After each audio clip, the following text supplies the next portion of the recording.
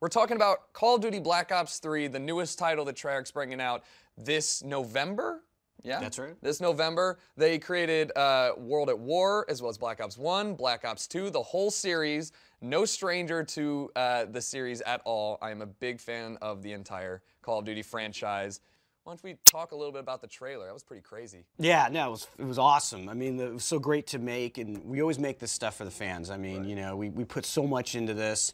It takes months, but it's you know, we've been working on it for years, and we want fans to enjoy it, so we put a lot into it, and everybody puts a lot into it. You know, everyone at Treyarch and, you know, the folks at Activision, the real talented folks over at the Ant Farm that help us edit and help us put together all these trailers. So what do you guys do to decide exactly what goes in the trailer, what you give to the fans, and what you leave out to speculate and for everybody to guess about? So it's a really involved process. I mean, every single shot we look at, we want to tell a story for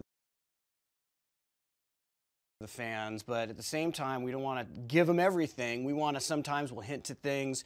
You know, we want to tell them that story. We want them to get involved. We want them to feel it. You know, it's, you know, Black Ops is a dark and gritty and intense universe, right. And we want to have fun with that. But we also want to leave some stuff on the table. And intentionally on this one, we decided we didn't want to tell everybody the entire story of the game. We wanted to leave something. We just wanted to give them the setup and get them into it and get them into the, you know, into the mood of what Black Ops 3 is all about, and then let them spin on it a little bit.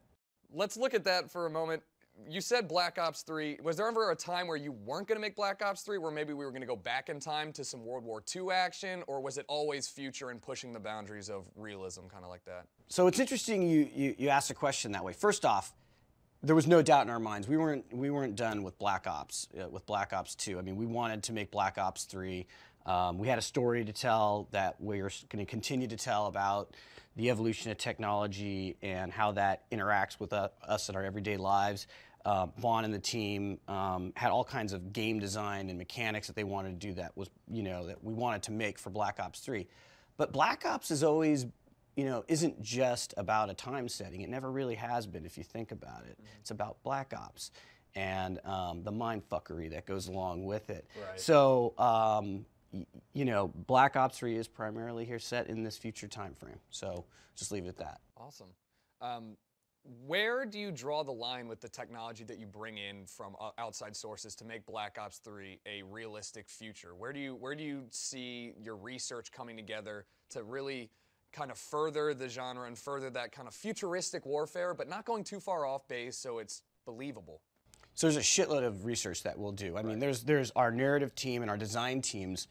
Like, they'll do all kinds of research on technology, and we'll be, you know, we become experts on on where technology is today, and we'll literally draw a line out in time and ourselves create a timeline about how that technology evolves and how it could plausibly get integrated. Oftentimes it gets integrated through consumer means.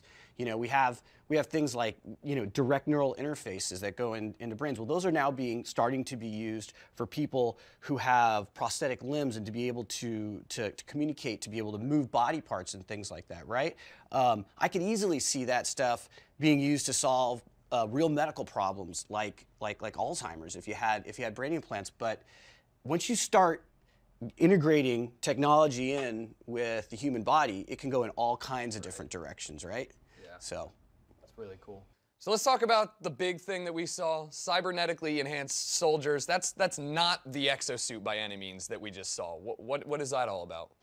So cybernetically enhanced soldiers are, it's literally the fusion of humans with technology. I mean, we're starting to see wearables and things like that, right?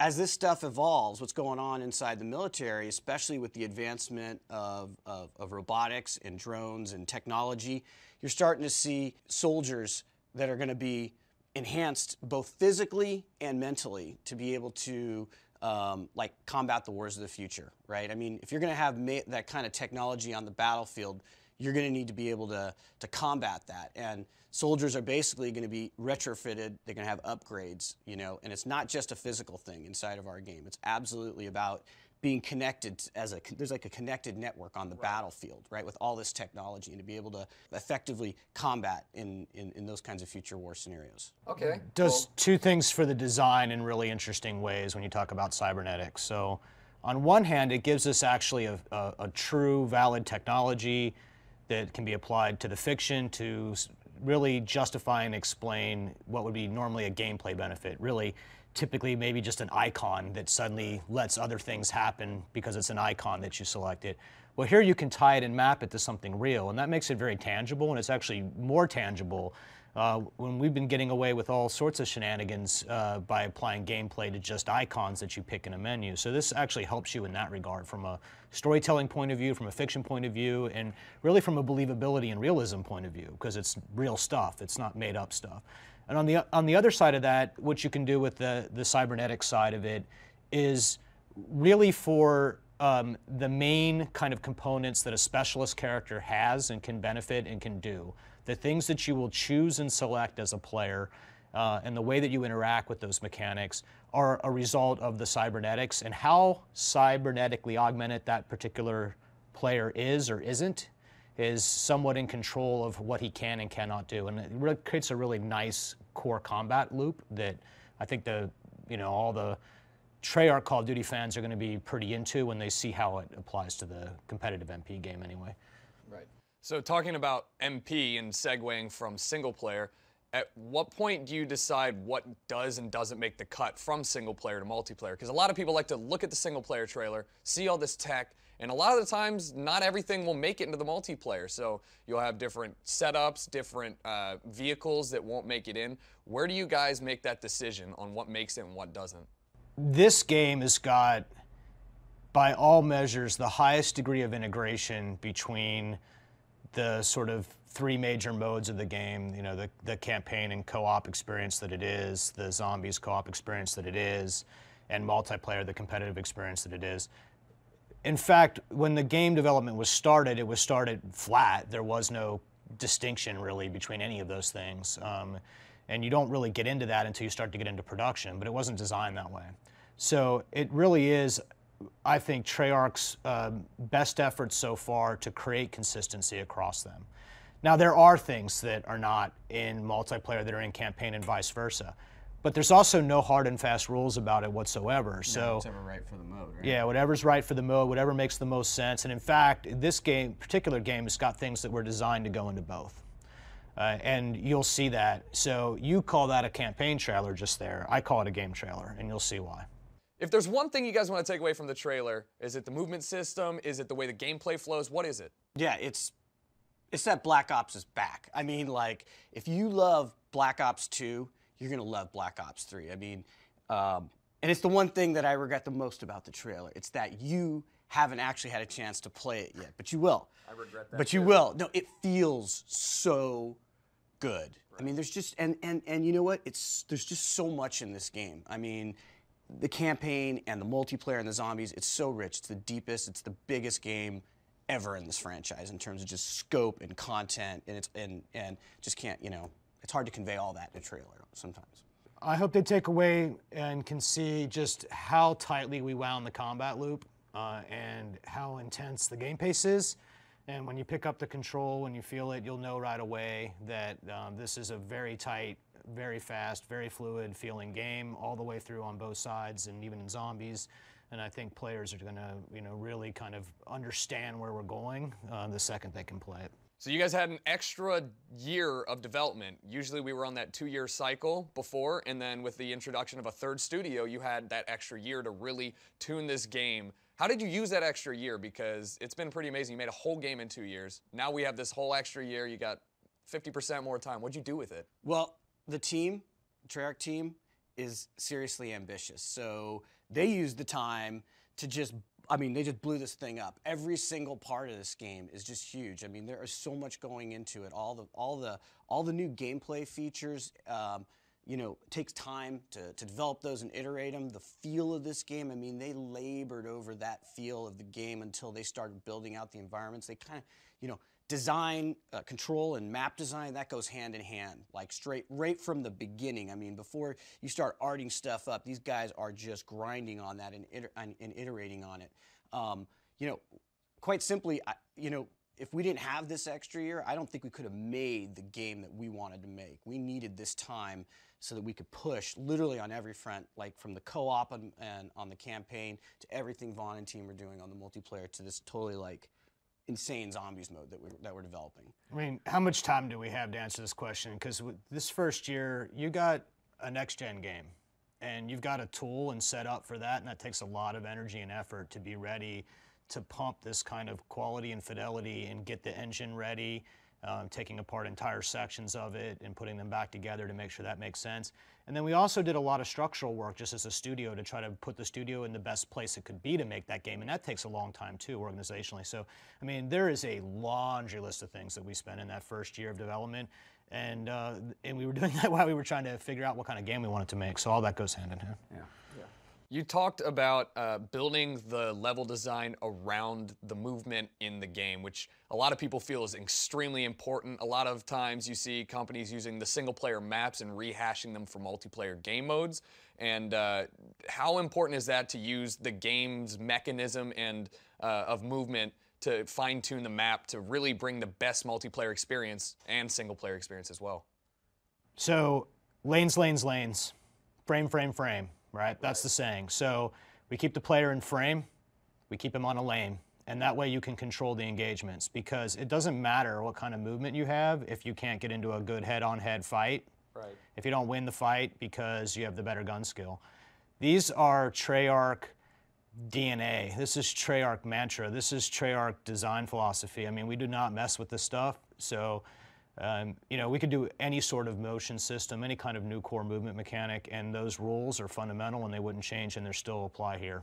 Hey, we're The Race, the team that races to max prestige every year on Twitch when the new Call of Duty launches. So now that you've seen the incredible Black Ops 3 reveal trailer, click the Race to E3 button over on the left side of the page. You get a chance to win a trip to E3 2015, as well as be one of the first people in the world to play Black Ops 3 multiplayer alongside us. Enter now! Hey guys.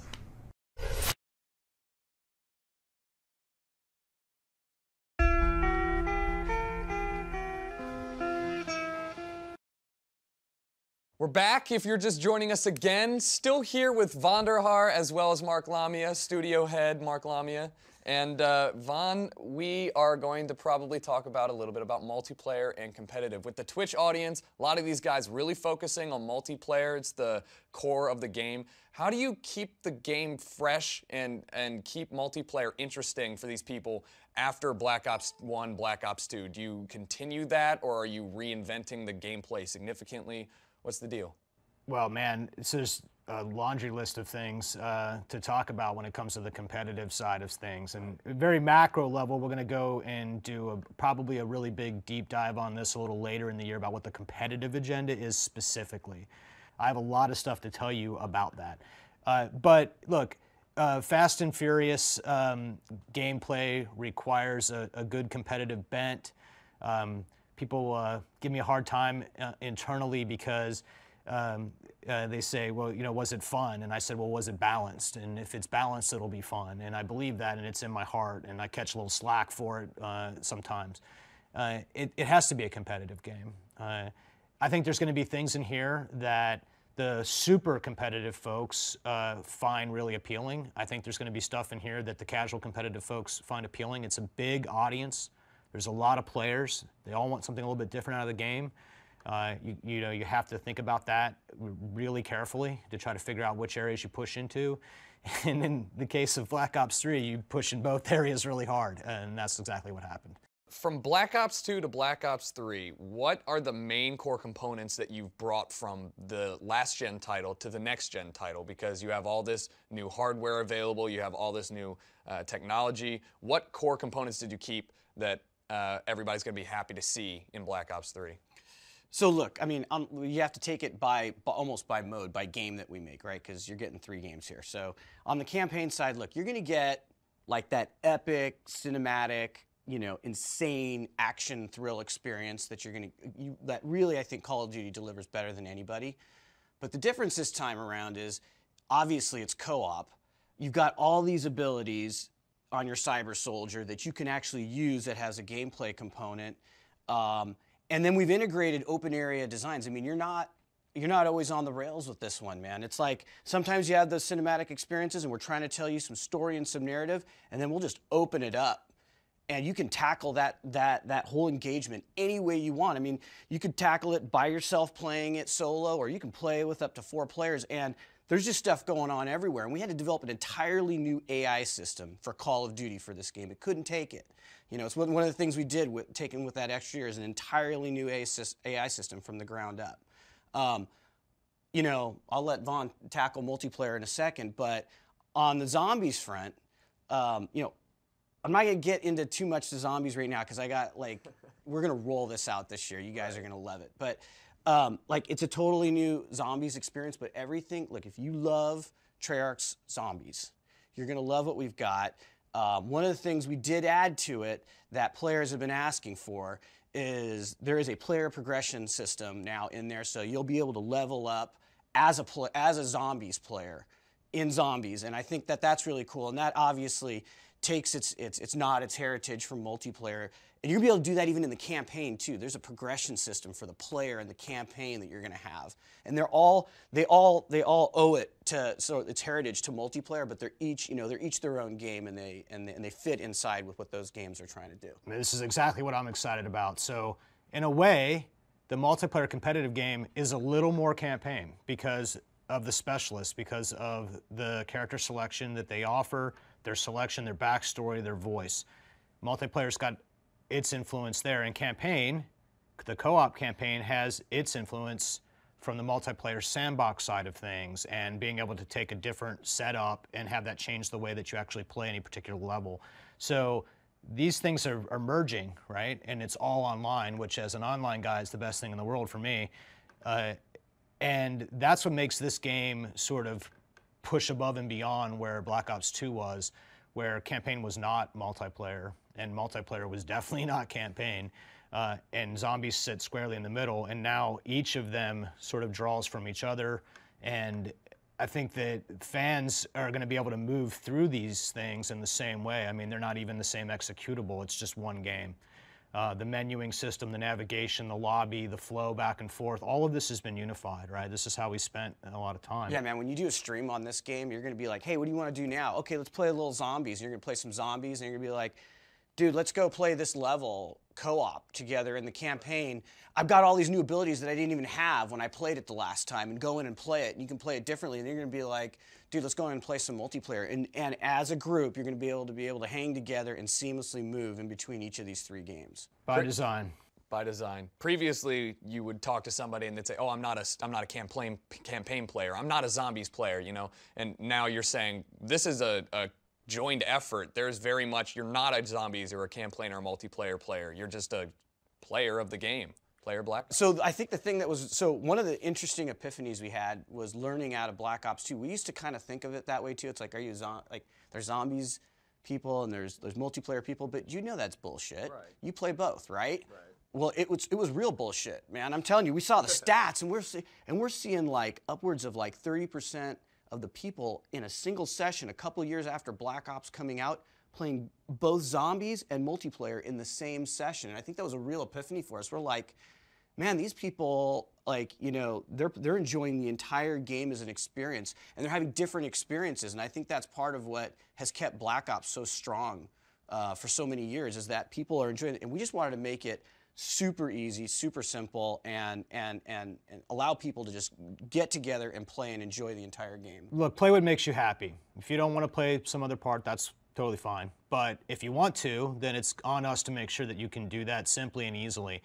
And there's no requirement. So when you play multiplayer competitively, there's nothing required by playing the campaign game to, say, advance in the progression systems for multiplayer and vice versa, right? So, but the exposure of that, what your campaign level is, what your zombies level is, what your multiplayer level, all that's together, so people can kind of understand the totality of your identity as a Call of Duty Black Ops 3 player. And you know, that's just smart design, really. Why don't we take a look at some of the things that I noticed during that trailer that a lot of people who are longtime fans might be extremely happy to see.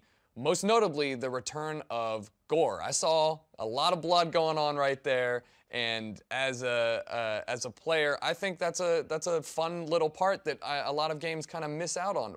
You guys brought a little bit more into this game, a little bit more realism. What helped that decision get made? What was important to us is, you know, you take out somebody, you know, you get that impact, you see it, you know, on zombies.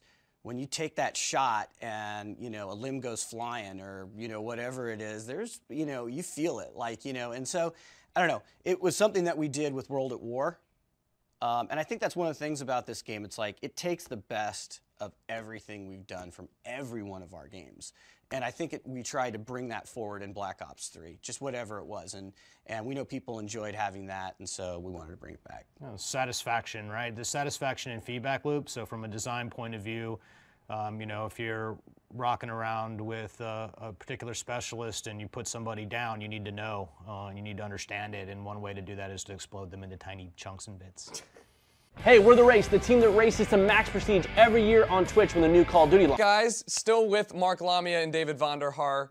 Let's get off of the hardcore nitty-gritty stuff about making this game and more into the personal anecdotal side of things. Is there anything that happened during this game that really stuck out to you guys? You know what? I think the thing about the anecdotes about this game have to do with us as a studio coming together to make this game and really just saying, like, you know, we always set out to make the best game that we've ever made, but I think this time we had the time to actually completely restructure our studio and try some things and, you know, not have to be on this production schedule where this game's coming out so quickly. And we, you know, we trashed some ideas. I mean, we really prototyped hard and we iterated like deeply on this game, and it was pretty intense. I'd be like, you know, I remember getting some milestones and just being like, so is Vaughn like? Well, I was like, what the fuck is this? And then I was like, does Vaughn like this? You know, but you know, and really going through it more so than we ever have before, like really experimenting and getting to like what the core essence of this. And it always came down to, look, it always comes down to fun and does it feel good, right? We can apply the, you know, there was a lot of talk about the fiction and these, you know, cybernetically enhanced soldiers and everything. And that's all, there's a lot of work that goes into that, but make no mistake, it starts with gameplay and then, you know, and then we work out all that other stuff. Man, I was holding my breath for probably 9 months. I'm like, Jesus, what, you know, like it took a while. It took a while. You had to learn how to have the time to fuck it up and fail and move on if it wasn't working. And when do you do that, right? Because we've been wired to do that on a particular cycle, right? So your internal clock after, what is it, 10 years, you and I, in this building together, you know, there's just this point where your clock says it's time to move on, it's time to cut it. My clock went off. Right, so you have to rewire, right? But in the end, it's actually a lot healthier because the level of polish that you get to do, the amount of lessons that you learn. I mean, when you do this kind of motion, you have to relearn how to make maps. You have to relearn how to build combat around it. You have to, and with it. And, you know, anecdotally, it was scary at points.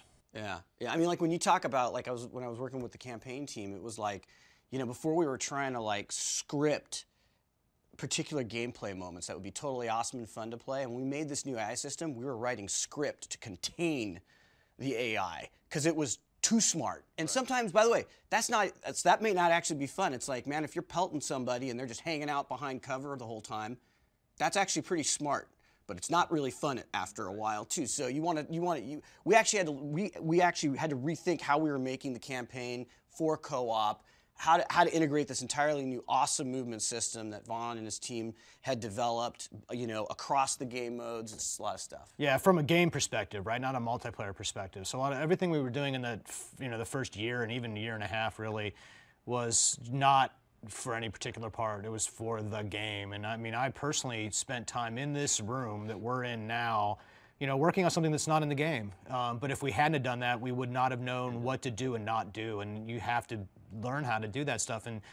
And you know, I think that stuff will find its way, and if it hasn't already kind of influenced the game in other ways. But I don't think I've ever worked on something for so long that just we don't have as we knew it then, right? So I think that's okay though, and then thank God that anecdotally we had the opportunity to do that and learn. So you talked about taking risks, and there were just things that did not make the cut, things that just did not make it into the game. Do you have any examples of things that, you know, Vaughn said he was working on something for a while and he just ended up not having it? Do you have any examples of those things? Yeah, most of Vaughn's work early on in this game I cut.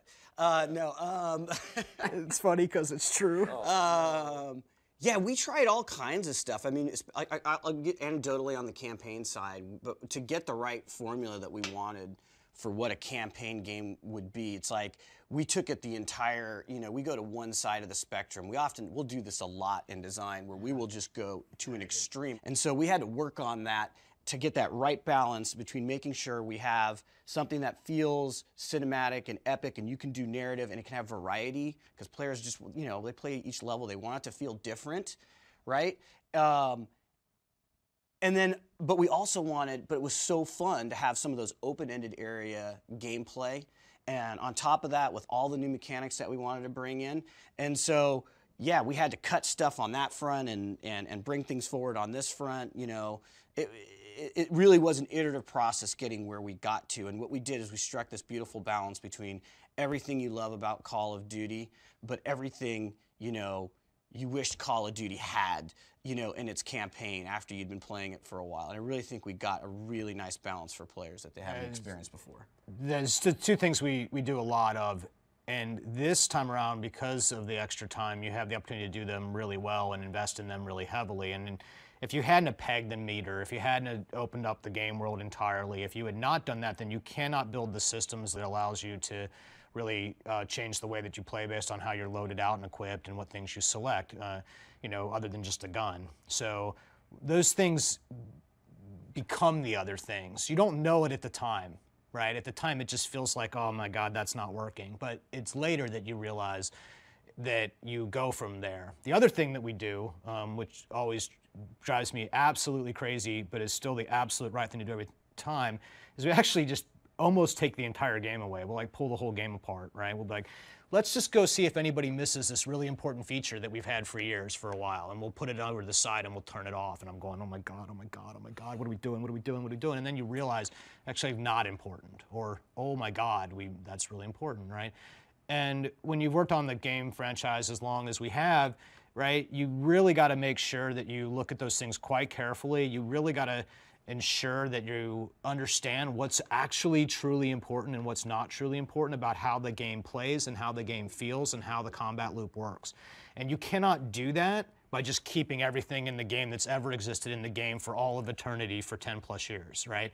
So that's why you take the whole thing apart. That's why you leave entire sections out of it for not weeks, but months at a time.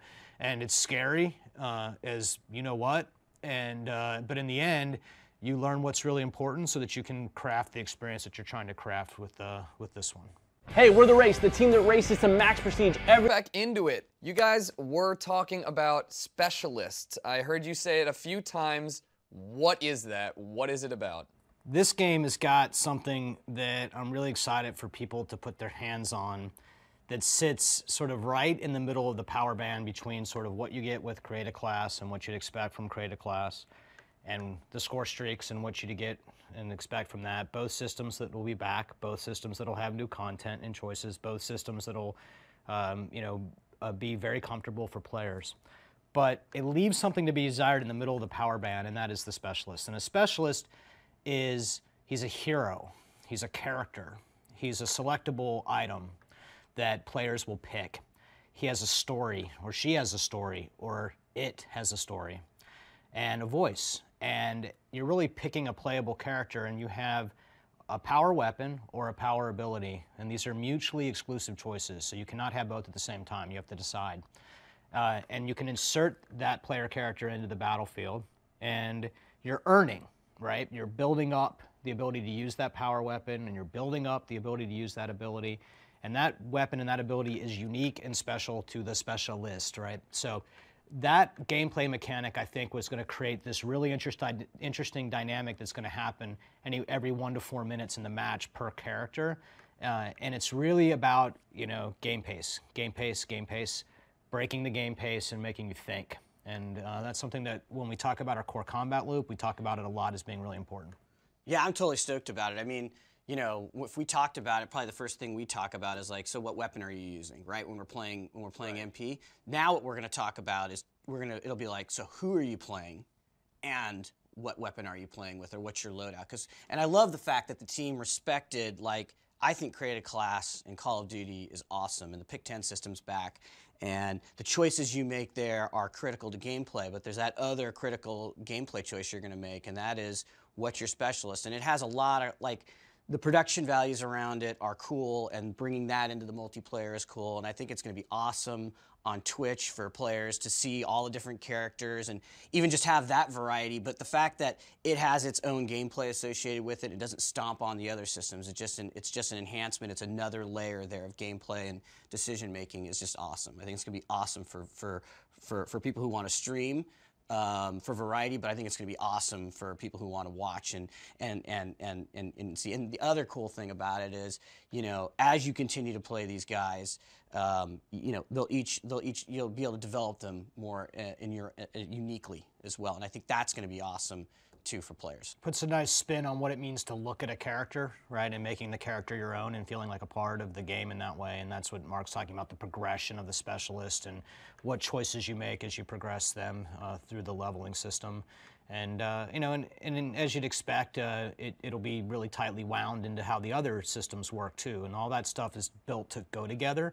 And it really helps create that fictional bridge that we're trying to establish in this particular game, between the co-op campaign game and the competitive MP game, and where they interlap. And there's some stuff that's in the game and other areas of the game where you can start to piece together who those characters are and what they do and where they come from. And there's all sorts of unique dialogue that they have and the way that they interact with each other, and all things that I think really kind of amp the production value of the competitive MP side up a bit and just sort of make it more fun overall, really. So we did not talk too much about zombies yet. It's not your babies specifically. You guys deal with them, but no, man. They're all your babies. They're all my babies. The studio head should have every single aspect as his own. But where do you guys see that being a progression from Black Ops 2? Besides the fact that it all intertwines, how do you guys see zombies taking that next step forward like you are with multiplayer and campaign? All right, so promise you guys, we're gonna go all out on zombies this year. You guys are gonna get a ton of it. I'll tell you a few things about it. First off, we are making it's the most rich, the biggest zombies experience Treyarch's ever made, and it's Treyarch zombies. Okay, right. I'm just gonna leave it at that. But the thing about us is, you never know what we're bringing, because we'll fuck with you. Like we're gonna make like, trust me, it is a mind-blowing experience. It's its own game. And what's so cool about it is it's deeper than it's ever been. We're introducing some exciting new systems that fit within it, but don't mess with the simplicity. The thing that we all love when you start in zombies, it's just so easy to get into and play, right? And there's a beautiful progression to it, and it's, getting to that next round, and I can do that the next time I play it, and all that stuff is there. But we do have a player progression system in it, which I'm not going to get into. But that's kind of cool because it really rewards your investment as a zombies player as you rank up, right? I think there's that recognition, not just in the leaderboards, but having that rank as you go through it. But the thing I wanted to say is, like, in total, zombies players are going to be blown away. That fan base has been just awesome to us, and we love that they love the game. It's really the only reason it exists, because we say it now, Call of Duty Zombies, but if you had said that a half a decade ago, it doesn't flow as nicely, and it's only because the fans have supported it. So we're totally leaning into it with this. We got a ton of surprises, and they're gonna have a lot of fun with it for years. How are we looking at weapons now? In multiplayer and single player, are we just introducing more new fictional weapons, or is it the same system? What's going on with weapons this time? Vaughn? You pointing at me. Guns, guns, guns, right? So, look, we have the most talented weapon artist on the planet. And the way to deal with weapons in this game is with this feature that we call the gunsmith. So the gunsmith has 3 major components to it. So first off, let's talk about camos. You know about camos. We've used them before in the progression system. They're actually really important. We have usually 2 types of camos that we do. We usually have the sort of core, military style camos, and we have the kind of more fun camos. And then beyond that, we get into golds and diamonds and all the kind of fancy, rush to kind of figure out what hidden camo exists in the game. There's no hidden camos in this game. So this game on top of the gunsmith lets you paint the gun. So this is a type of camo editor, or in layman's terms, emblem editing for weapons, right? So you're actually you're putting decals on guns and you're painting it the way that you want. You're applying material surfaces and properties to it, right? So that lets you sort of stack that with the camo in interesting ways to create unique designs. So, one can imagine the Jericho style, Twitch banner ad or art right on his weapon, advertising in first person the whole time. Is that a thing I can do? That's a thing you can do. Oh my God. So the last part of the gunsmith story is what we call the attachment variants. So you've seen attachments before. Black Ops 2, we started to visualize attachments. As you know, from a gameplay point of view, we rip perks up, we put them in the attachment system that helps with gun tuning. But this game also has what we call the variant attachment. So this is about how the attachment looks. So every attachment in the game offers gameplay like you'd expect, but then there are variant versions of it that are cosmetic in nature. So these are designed to modify the look of the weapon. So you take your camo, you take your paint job, you take whatever variant attachments that you have managed to unlock, you combine them together inside of the gunsmith, and you can save and name it as a variant. You can load that variant and create a class and play with it, and then you can also sort of, socialize that weapon so people can see your particular creation. So, like, the thing that I love about the gunsmith is I can build my weapon. I mean, you get your stock, and then you're adding on your attachments, and I literally, in the gunsmith, can build the weapon that I want. It's fucking awesome. And then, like what Vaughn was saying, is at that point, then you can, like, if you want, you can totally personalize it and customize it. I mean, it's your weapon, man. This is my weapon. This is my gun. This is it. Like, this is the feature. This is one of the features I'm most excited about, because the weapons are just shit hot. They look awesome just as is, and then you can personalize it and you can build it out. It's just sick. I mean, you can add twice as many attachments as you've ever been able to. So in your pick 10, you could be like, you could add up, in Black Ops 2, we could add up to 3 attachments, right? Boom, you want a 4th? That's fine, you could do that. You wanna go 5? You can do it. You wanna go 6? You can do it, but dude, you're out. Like, you've used all your wild cards, you've used all your attachments, but man, you got this, like, you got this awesome weapon. Like, it's just awesome, right? It's just so, and so I think, like, the amount of combinations of weapons and that you will personalize to your play style is just, is awesome. And it's of course, it's always a trade-off with whatever else you want to, with whatever, gadgets or grenades or anything else that you might not be able to take, or secondaries. All that stuff is still in play. But just the variety of weapons and the way you can build it out is just awesome inside there. That is the single most exciting thing I've heard in a while from, like, a longtime Call of Duty fan. Customization has always been something that everybody's excited about. You wanted to get that Red Tiger camo. You wanted to have your gun be the special one. And with the emblem editor in Black Ops 2, you had that extra little bit so you could actually see, I killed you with your own weapon. Like, that hurts, that hurts. Now my neon pink and green camo weapon is truly my weapon. That's really exciting. It seems like customization is huge this year, especially for you guys. Is that just the tip of the iceberg, or is there more customization, character customization? Well, what's cool is, you know what? You can do that in the campaign and in multiplayer as well. Not just limited. That's right. This is a game feature. That's insane. That's awesome. Yeah. I stream, I make YouTube videos. A lot of the time, I don't have my recording device on me, or it's not recording at that moment. Help me out. What happens if I miss my moment? Are we good with theater mode? Dude, are you at Treyarch? Yeah, yeah, I'm at Treyarch. All right. Okay. Well, we'll just leave it at that. All right. Hey, we're The Race, the team that races to max prestige every year on Twitch. Asked this year with the whole brand new Black Ops 3 developmental cycle. You got an extra year and all that stuff. And as we get close to E3, you guys have some announcements. I'm going to be there. We're going to bring some of these viewers here. What do you guys got for us at E3? Yeah, I'm totally stoked about E3. For the first time ever in the franchise, we're bringing multiplayer to E3 for like on the show floor. It's going to be awesome. I mean, and I think that's the thing about this game. It's like you got to get your hands on this game. It feels so good. And we know that not everyone can make it to E3. Right. So for the first time in 7 years since we did it on World at War, for the fans, we're gonna have a multiplayer beta, and I'm gonna drive Vaughn crazy with that. But like, it's just awesome. Look, we believe that you need to play.